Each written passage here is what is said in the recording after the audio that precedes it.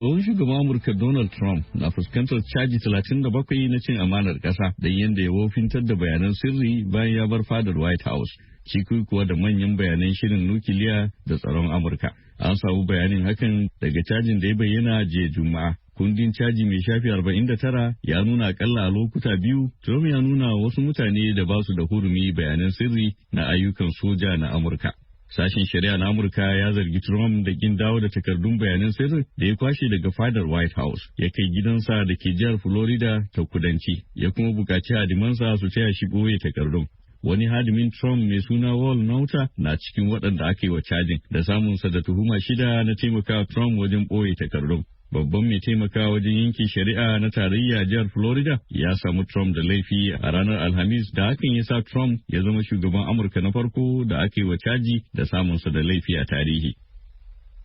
A 'yan sa'o'i bayan samun tsohon shugaban Amurka da laifin wofintar da muhimman takardun sirri na tsaro da aka yi a Florida, manyan 'yan jam'iyyar Republican a Washington sun fito a shafukansu na yanar gizo suna maraba ga Trump ɗin da zayyana cajin da amfani da doka ba bisa ka'ida ba daga gwamnatin Joe Biden. Kakakin majalisa Kevin McCarthy, wanda shine mafi tasirin 'yan Republican a Washington, ya fito a shafinsa na Twitter ya nuna rashin amincewa da cajin da zayyana shi da abin da ba daidai ba, yanda gwamnatin Biden za ta ɗau mataki kan na gaba a zaben fidda gwani na Republican da zai wa kalubalanci Biden ɗin a zaben shugaban ƙasa a baɗi. Ko da wasu daga cikin 'yan jam'iyyar Republican da ke amayya da neman zaben fidda gwani na Trump sun caccaki samun Trump da laifi. Gwamnan Florida Ron DeSantis ya yi watsi da cajin da zayyana shi da amfani da gwamnati a matsayin makami, kamar yadda magoya bayan tsohon shugaban kan yaya ta kalamin. Shugabannin jam'iyyar Republican sun ci gaba da nuna goyon baya ga Trump a yammacin jiya Juma'a, tun bayyana cajin 37 da suka hada da 31 da suka shafi rike takardun sirri da gangan, caji ɗaya na neman katsalanda ga lamuran shari'a, caji 4 da suka shafi ɓoye bayanan sirri, sai kuma caji ɗaya na yin ƙarya da canza bayanai.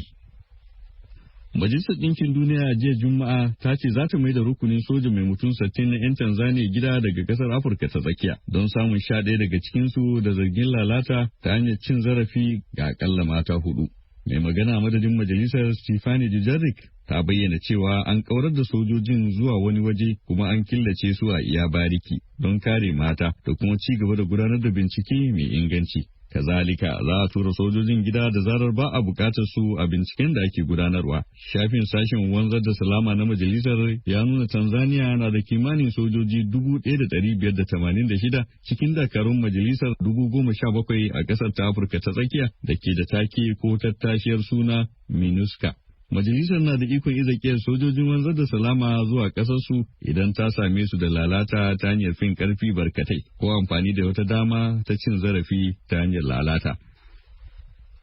Cibiyar tsaron Amurka Pentagon ta sanar da sabon tallafawa Ukraine na dala biliyan 2 da miliyan 100 da ya kunshi kariya ta musamman ta sama da kuma albarusai.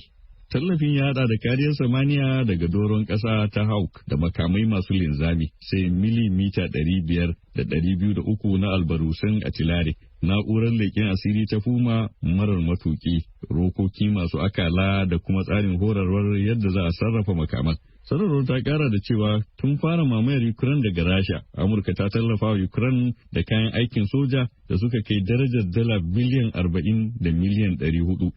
Masu sauraro kada dai ku manta ku danna mana subscribe kana ku danna mana ƙararrawa domin samun shirye-shiryenmu da zarar mun ɗora.